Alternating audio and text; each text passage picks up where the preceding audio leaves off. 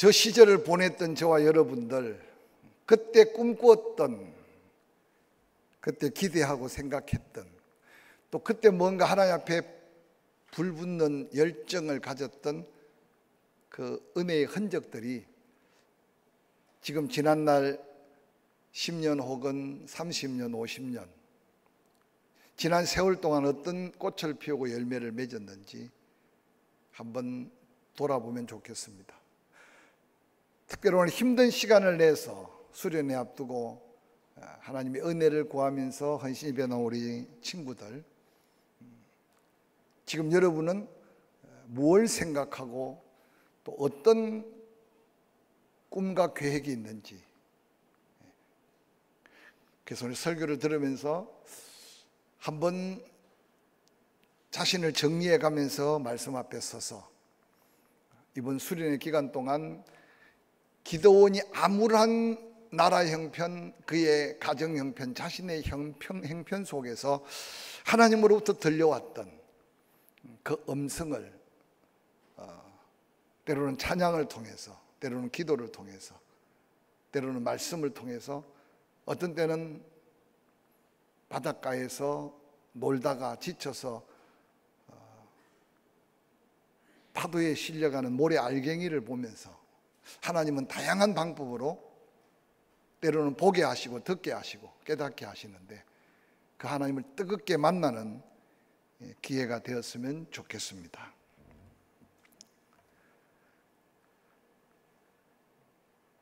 한 소녀가 자기 힘, 때로는 의학의 힘으로 해결할 수 없는 질병 속에서 절망하고 있습니다. 그가 앓고 있는 병은 내부의 면역 체계가 외부 침자를 분간하지 못하는 병인데, 그래서 결국 몸은 각종 감염의 무방비로 노출되어서 엄청난 합병증을 일으키는, 그래서 병 이름은 전신성 홍반성 루퍼스라는 질병을 판명받게 됩니다. 주치의는 이렇게 경고합니다. 생활 습관을 전면적으로 바꾸지 않으면 당신은 죽게 될 것입니다. 당신은 지금 한치 앞을 내다볼 수 없는 상태가 되었습니다. 아니, 내가 도울 것도 또 아무것도 할 수 있는 것이 없습니다. 마치 살아있으나 사형 선고와 같은 의사의 말을 듣게 됩니다. 그때 이 소녀는 하나님 앞에 절규하며 하나님께 부르짖기 시작합니다. 그때 그가 들었던 하나님의 음성입니다. 하나님이 그에게 들려오는 음성은 이 병으로 인해 내가 하고자 하는 일들은 할 수 없을 것이다. 하지만 내가 너를 통해 계획한 일들은 한치 착오도 없이 이루어 갈 것이다. 너에게 기대하는 나의 기대는 변함이 없다. 라는 하나님의 음성을 들었습니다. 그 음성을 듣고 난 다음 믿음으로 소망을 갖고 그 병과 투병에서 이기고 난 다음 그는 삶의 신비라고 하는 그의 책에서 이 병이 얼마나 내게 많은 은혜를 끼치고 깨닫게 했는지 모른다고 그렇게 고백을 남겼습니다. 스테이시 패드릭이라고 하는 여루 작가의 고백입니다.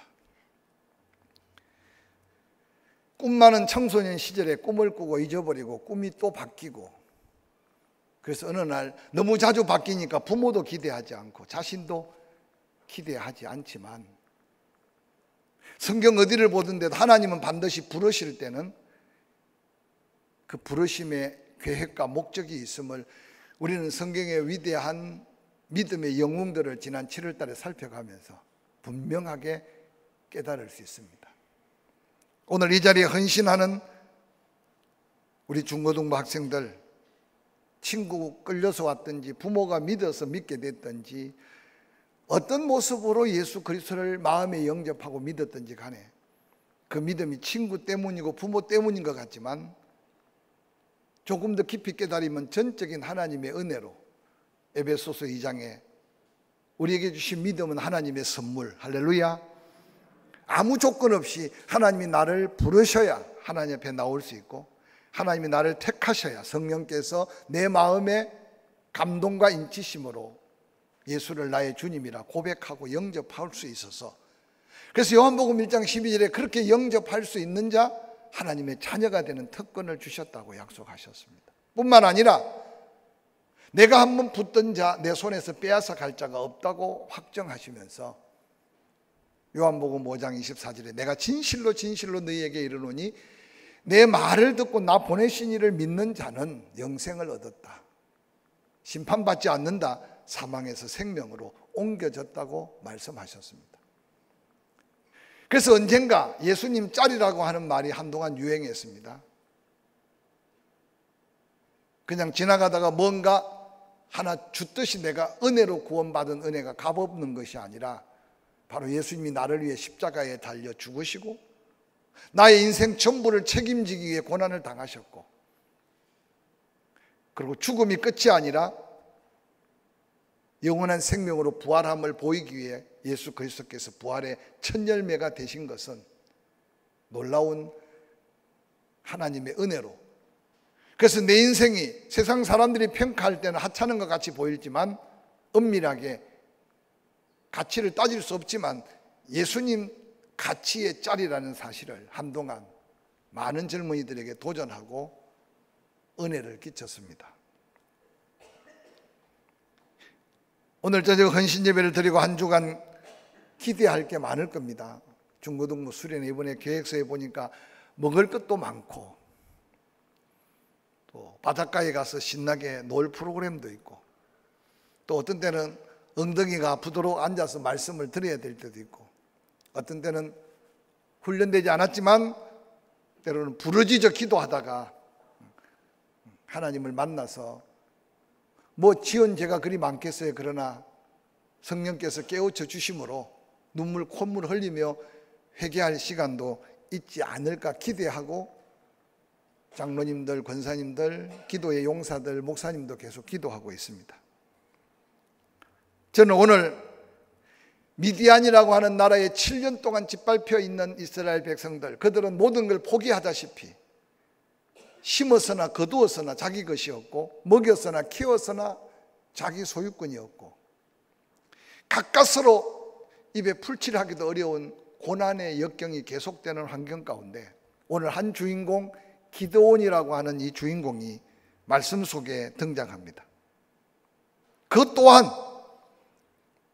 다른 사람과 비교해서 특별히 나은 게 없고 또한 그가 특별한 삶을 살고 있지 않습니다.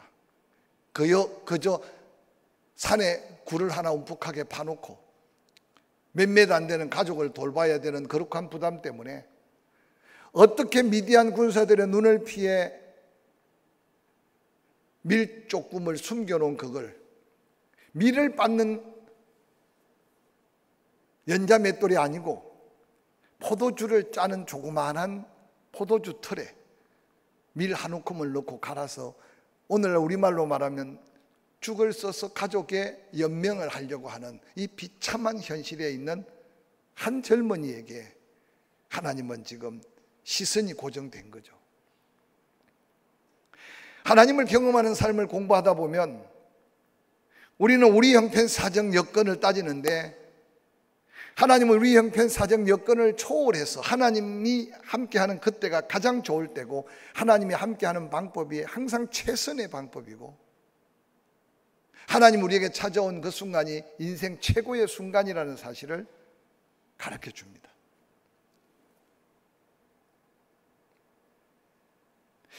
믿음의 사람들은 이런 노래로 노래했습니다. 시편 34편 6절에 이 곤고한 자가 부르짖음에 여호와께서 들으시고 그의 모든 환난에서 구원하셨다.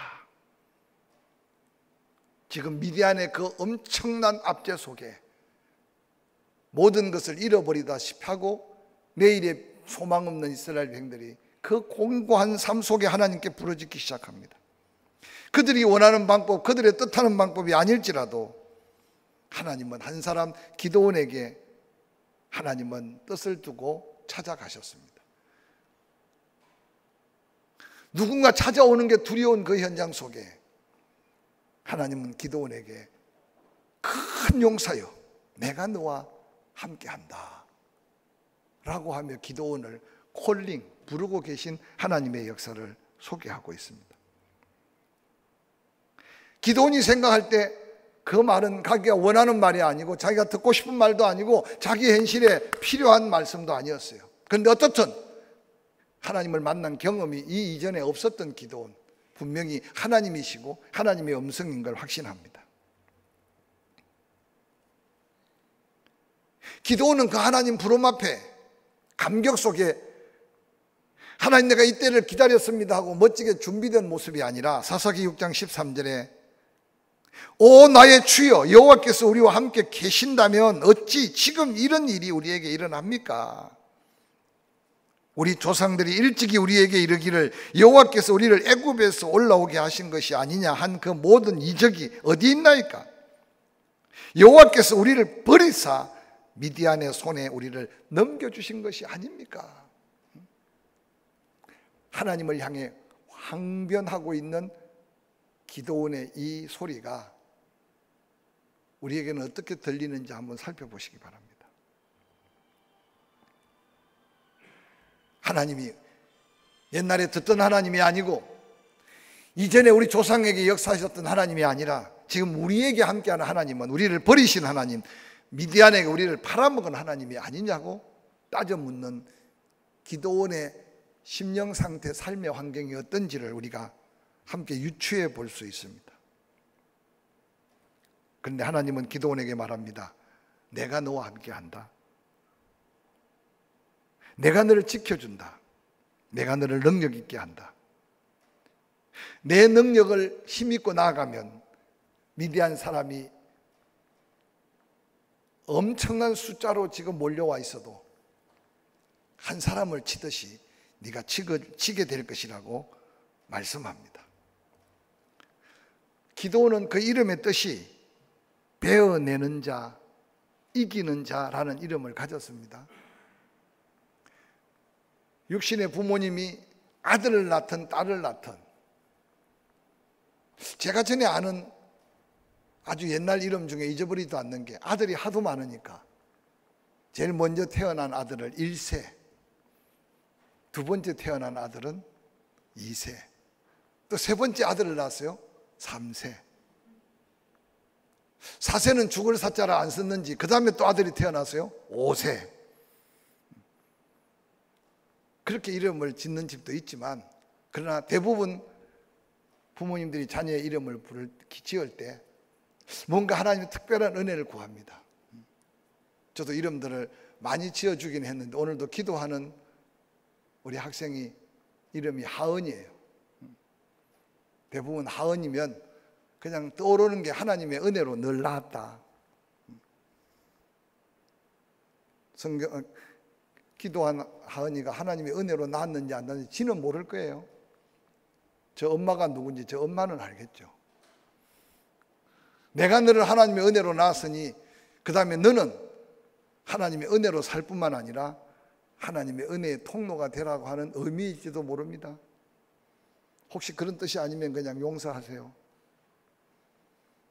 여러분의 이름은 무엇이며 지금까지 부모가 기대하는 이름대로 부모 앞에 서 있는 모습으로 사는지 돌아보시고, 부모는 우리 이름만 짓지만 하나님은 우리의 태어나기 전부터 태어남과 지금까지 함께하며 인도하시면서 하나님이 나를 불러서 구원하시면 반드시 하나님의 기대하심이 있다는 사실을 기억한다면 우리는 때때로 부모의 기대도 마음에 두고 사는데 인생을 살면서 하나님의 기대하심에 따른 내 모습으로 자신을 찾는 것이 얼마나 축복일까.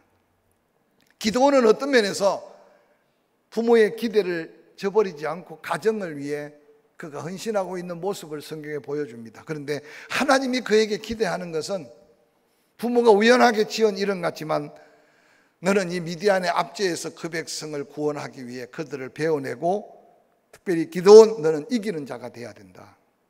그런데 불쑥 찾아온 하나님의 사자는 바로 가장 완벽한 계획 속에 가장 아름다운 때 가장 최선의 하나님의 선하신 역사를 이루기 위해 찾아온 하나님이라는 사실을 우리는 기억하게 됩니다.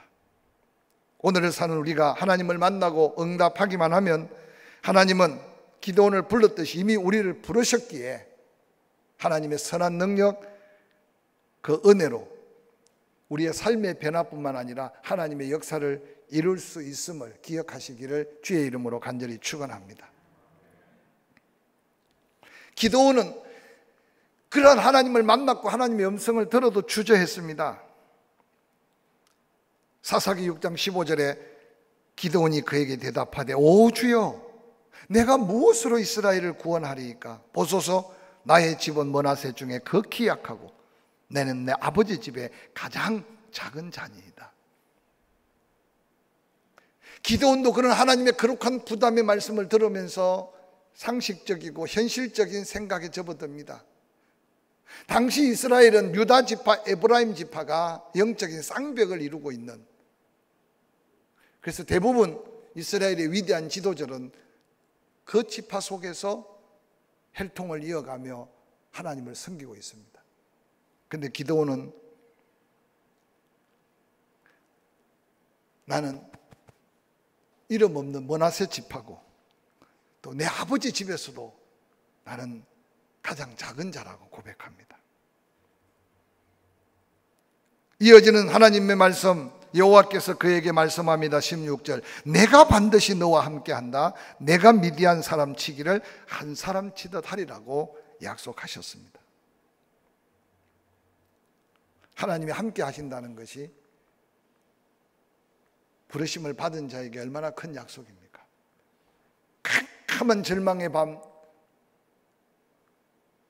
베델에서 한치 앞을 볼 수 없고 육신의 에너지가 다 소진돼서 한 걸음도 나아갈 수 없었던 야곱은 하나님을 알고 있었지만 하나님을 만난 적이 없었습니다. 아니 하나님의 음성을 들은 적도 없었습니다. 그런데 모든 것이 끝난 것 같은 절망의 깊은 밤, 언제 어떻게 에서가 그 분노의 칼을 들어밀지 모르는 그 불안 초조한 그 밤에 아마 잠 못 이루지 못하고 뒤척이고 있는데 꿈과 같은 환상을 야곱이 꾸면서 하나님을 만납니다. 야곱이 들었던 그 음성, 내가 너와 함께한다. 내가 약속한다. 반드시 축복을 받고 돌아오게 할 것이다. 내가 약속한 그 복을 받아서 돌아올 때까지 내가 너를 떠나지도 않는다. 오늘 신앙생활 하다가 자주 넘어지고, 오늘 신앙생활 하다가 자주 낙심하고, 오늘 신앙생활 하다가 사명이 흐려지고,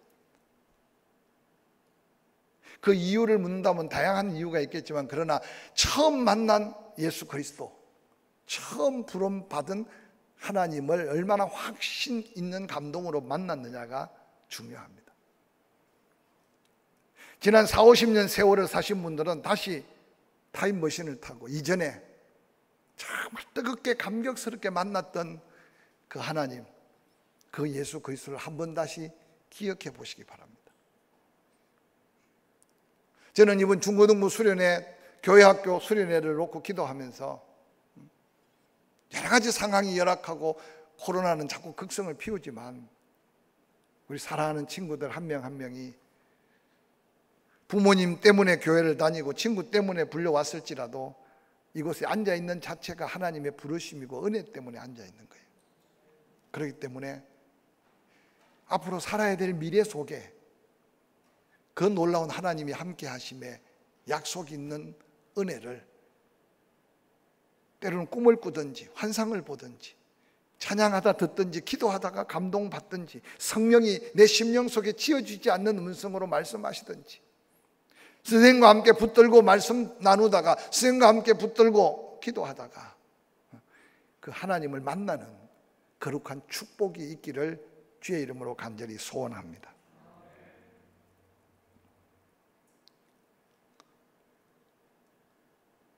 제가 언젠가 간증했지만 교회 차인벨 소리를 듣고 교회 문 앞까지 왔지만 교회 문에 들어설 수 없는 저를 이끌어서 예배당 안에 앉혀놓고 평생 예배 구경도 못 해봤고 찬송을 불러본 적도 들어본 적도 없는 그 첫 순간, 하나님이 그냥 버려두시면 안 되고 하나님이 택할 시간이 너무 급하게 역사하셔서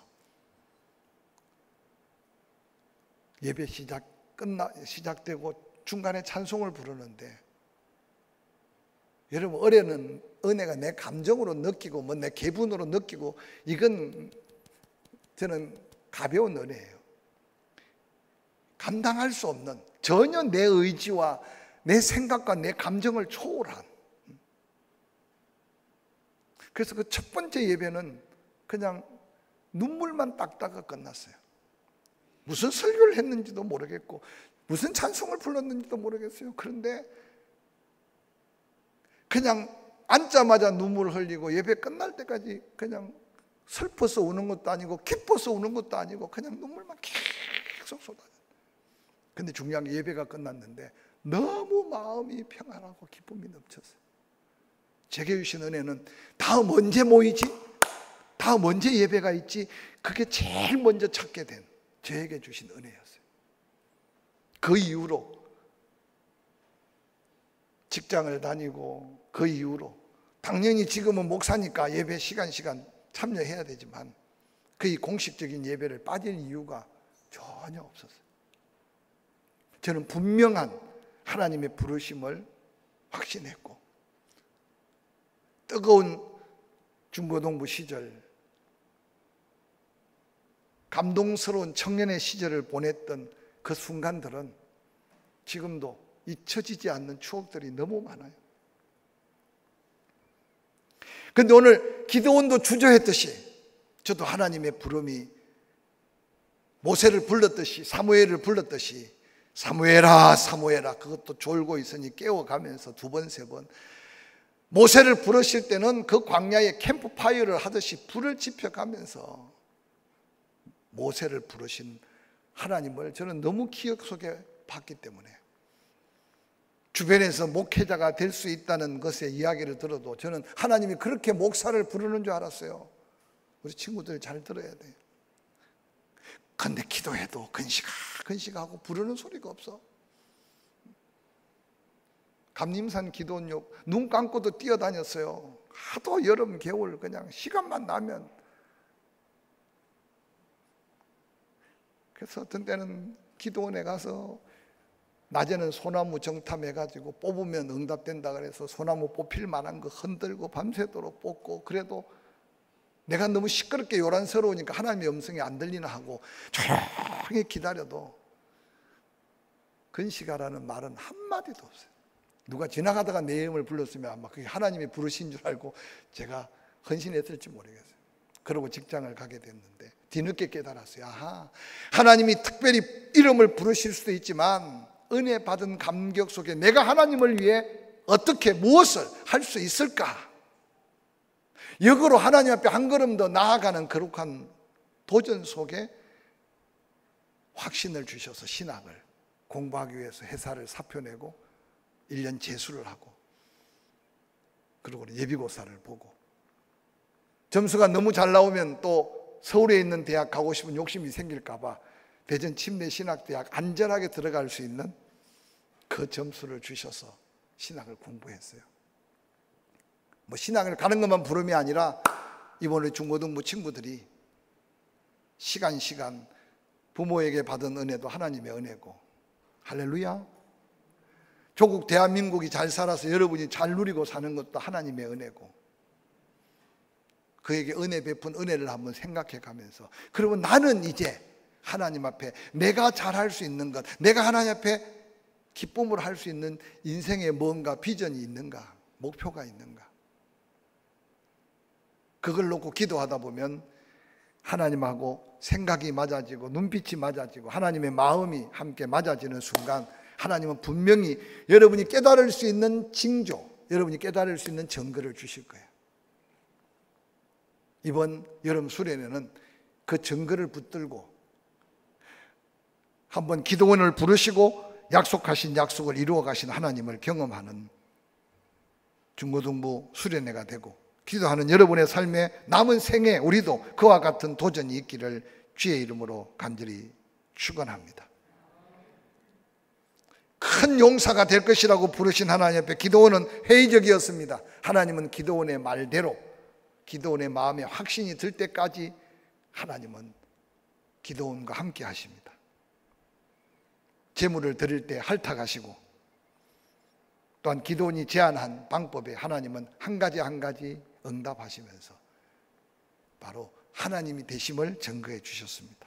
그때 기도원에게 하나님이 주신 첫 번째 도전은 사사기 6장 25절 26절, 기도원에게 이르시되 내 아버지 집에 있는 수소고 7년 된 둘째 수소를 끌어오고 내 아버지에게 있는 바알 제단을 헐며 그 곁에 아세라 상을 찍고 이 산성 꼭대기에 내 하나님 여호와를 위해 규례대로 한 제단을 쌓고 그 둘째 수소를 잡아 내 찍은 아세라 나무로 번제를 드리라 라는 명령이었습니다.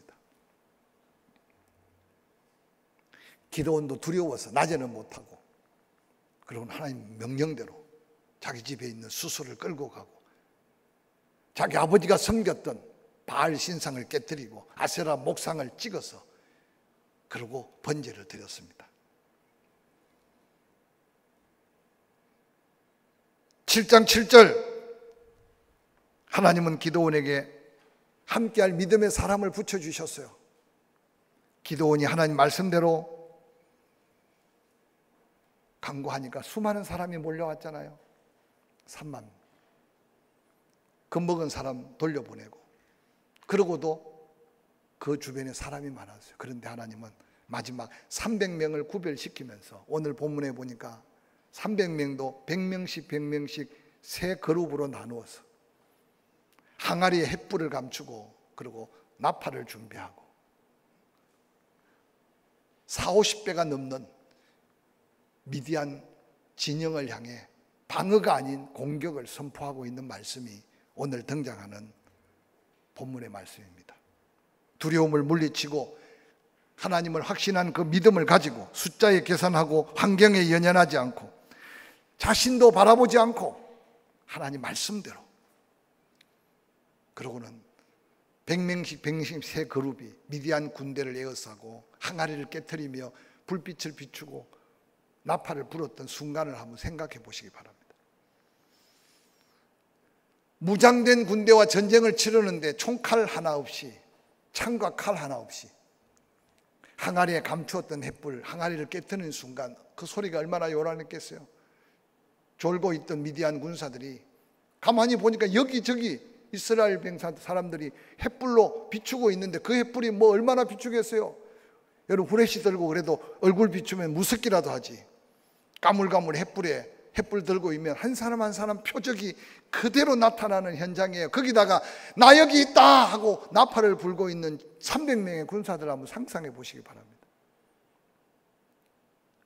아마 오늘날 이렇게 전쟁 치르자 그러면 한 명도 다른 사람이 없지 않을까 두렵게 생각해 봅니다. 그런데 이미 준비된 300명은 하나님의 말씀을 받은 기도원의 말대로, 그러고는 그 전쟁을 치르고 있는 모습은 오늘을 사는 우리에게 얼마나 큰 도전이 되는지 모릅니다. 그들은 이미 전쟁은 여호와께 속한 줄 알지만 전쟁하는 방법도 여호와의 방법대로, 할렐루야, 자다가 놀라가지고 표적을 횃불던 이스라엘 백성을 향한 게 아니라 자기들끼리 칼날로 쳐 죽이고 일부분은 도망가고 대성을 거둔 후에 그 엄청난 미디안의 압제를 해결하면서 하나님의 영광을 드러냈던 기도원의 역사. 훗날 그를 왕으로 삼으려고 했지만 겸허히 자기 사명 끝나고 조용히 초야로 돌아가는 그의 인생의 모습은 우리가 다시 한번 도전받는 남은 생애의 거룩한 도전이 아닐까 생각해 봅니다. 염려, 근심, 두려움을 물리치는 것은 하나님의 약속의 말씀, 하나님의 함께 하심에 확신에 찬 믿음밖에 없음을 기억하고 우리 사랑하는 중고등부 학생들이 이번에 그 믿음으로 하나님 앞에 당당하게 서서 찬양하고, 구하면 주시는 하나님 앞에 당당하게 서서 환난 날에 나를 불러라 내가 너를 영화롭게 하리라고 하신 약속을 믿고 외치고, 그리고 세상적인 방법 가치관으로 숫자, 실력, IQ, 때로는 내 능력 계산하지 말고 하나님이 함께 하시는 때 일어나는 기적을 도전하면서, 나팔을 불 때는 크게 나팔을 불고, 할렐루야, 나팔 불 때가 언제 계세요? 찬송 부를 때 크게 부르고, 기도할 때 크게 하고. 횃불을 들어야 될 게 뭐겠어요? 잘난 체 하는 게 횃불 드는 게 아닐 거예요. 이제 준비된 믿음 가지고 계약하면 반 전체를 다 뒤집어 놓고, 친구들을 다 뒤집어 놓고, 그래서 하나님의 놀라운 영광을 드러내는 중고등부가 되고 우리의 남은 생애가 되기를 주의 이름으로 간절히 축원합니다.